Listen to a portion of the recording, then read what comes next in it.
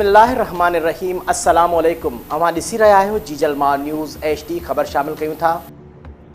कच्ची पुल के गोठ अब्दुल वहाब खोसो में कच्ची पुल के मशहूर वापारी मोहम्मद इसाब खोसो के घर के गुज़िरियल रात देर से चोरन घर की छत भञी घर में रखियल सोन और रोक रक़म क़ीमती कागज़ात खणी विया।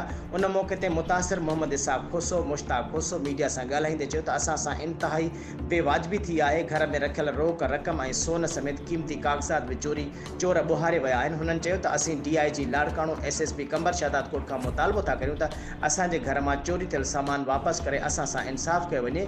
संदन वधीक चवण हो त अगर असां शरीफ़ शहरियुनि सां इंसाफ़ न थियो त असीं मजबूरन रोडन ते निकिरी ईंदासीं।